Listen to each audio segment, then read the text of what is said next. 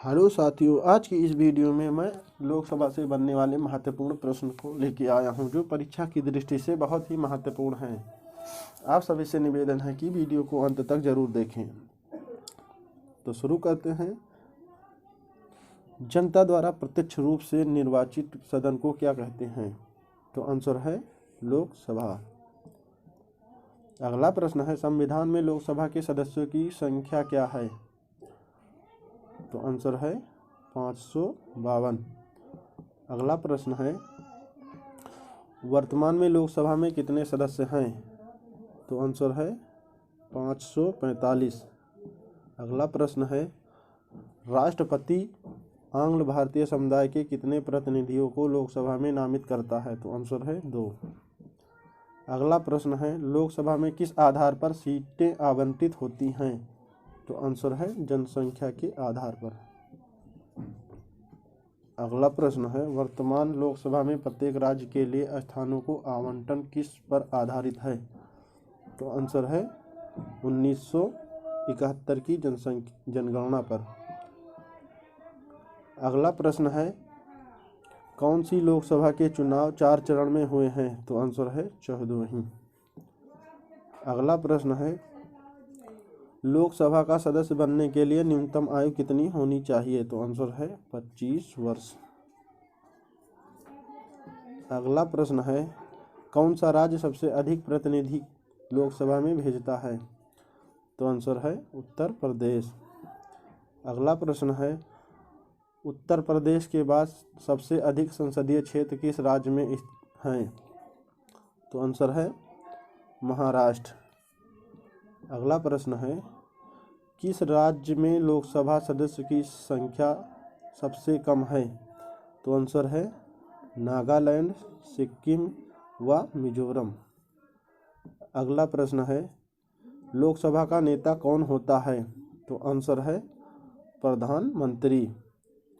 अगला प्रश्न है, भूतपूर्व सांसद सदस्यों को पेंशन व्यवस्था कब लागू की गई? तो आंसर है 1976। अगला प्रश्न है, लोकसभा में कम से कम कितने सत्र जरूरी हैं? तो आंसर है वर्ष में 2 बार। अगला प्रश्न है, लोकसभा को कौन भंग कर सकता है? तो आंसर है राष्ट्रपति, प्रधानमंत्री की सलाह पर।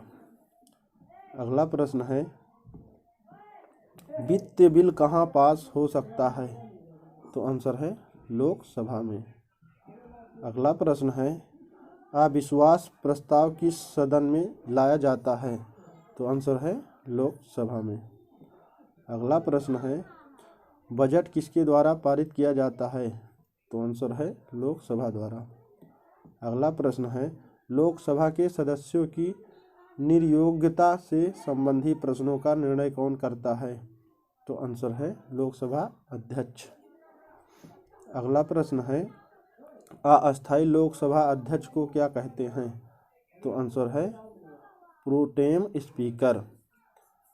अगला प्रश्न है, प्रोटेम स्पीकर की नियुक्ति कौन करता है? तो आंसर है राष्ट्रपति। अगला प्रश्न है, कितने दिनों तक अनुपस्थित रहने पर लोकसभा के सदस्यों की सदस्यता समाप्त हो सकती है? तो आंसर है 2 माह। अगला प्रश्न है, किस विधेयक को केवल लोकसभा ही पारित करती है? तो आंसर है वित्त विधेयक को।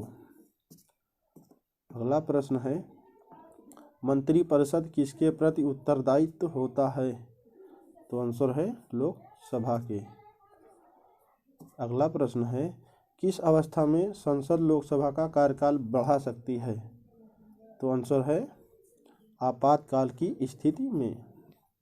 अगला प्रश्न है, किस वर्ष लोकसभा का कार्यकाल एक एक करके 2 बार बढ़ाया गया? तो आंसर है 1976। अगला प्रश्न है, राजनीतिक शब्दावली में शून्यकाल का अर्थ क्या है? तो आंसर है प्रश्नोत्तर सत्र। अगला प्रश्न है, यदि कोई व्यक्ति राज्यसभा का सदस्य है तो क्या वह लोकसभा में अपना वक्तव्य दे सकता है? तो आंसर है हाँ। अगला प्रश्न है लोकसभा अध्यक्ष का चुनाव कौन करता है? तो आंसर है लोकसभा सदस्य। अगला प्रश्न है लोकसभा का अस्थायी अध्यक्ष कौन नियुक्त करता है? तो आंसर है राष्ट्रपति। अगला प्रश्न है लोकसभा अध्यक्ष अपना त्यागपत्र किसे दे सकता है? तो आंसर है लोकसभा उपाध्यक्ष को।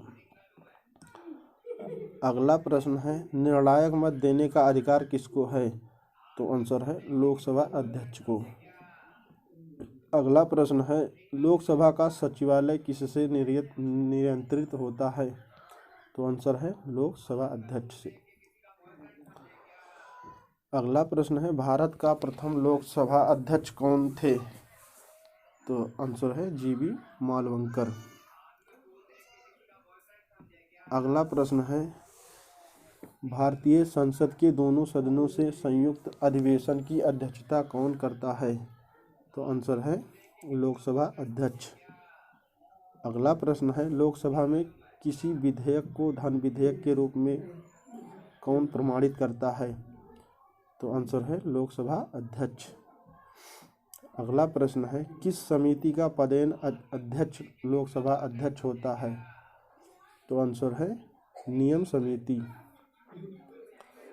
अगला प्रश्न है लोकसभा महासचिव की नियुक्ति कौन करता है? तो आंसर है लोकसभा स्पीकर। अगला प्रश्न है कोई खिलाफ अविश्वास प्रस्ताव लाया गया? तो आंसर है के.एस. हेगड़े। अगला प्रश्न है लोकसभा का जनक किसे माना जाता है? तो आंसर है जीबी मालवंकर को। अगला प्रश्न है लोकसभा के प्रथम उपाध्यक्ष कौन थे?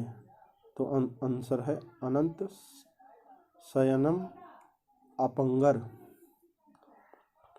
अगला प्रश्न है किस लोकसभा अध्यक्ष का कार्यकाल सबसे लंबा रहा? तो आंसर है बलराम जाखड़। अगला प्रश्न है अध्यक्ष की अनुपस्थिति में लोकसभा की अध्यक्षता कौन करता है? तो आंसर है लोकसभा का वरिष्ठ सदस्य। अगला प्रश्न है राष्ट्रमंडल अध्यक्षों के सम्मेलन का पदेन महासचिव कौन होता है? तो आंसर है लोकसभा का महासचिव। अगला प्रश्न है भारत के लोकसभा अध्यक्ष किस देश के हाउस ऑफ कॉमन्स के अध्यक्ष की तरह होते हैं? तो आंसर है इंग्लैंड के। अगला प्रश्न है लोकसभा का सचिवालय किसके प्रत्यक्ष पर्यवेक्षण एवं नियंत्रण का कार्य करता है? तो आंसर है लोकसभा अध्यक्ष। अगला प्रश्न है भारत की प्रथम महिला लोकसभा अध्यक्ष कौन है? तो आंसर है मीरा कुमार। तो वीडियो कैसी लगी दोस्तों कमेंट में ज़रूर बताएं। लाइक एंड सब्सक्राइब करें। धन्यवाद।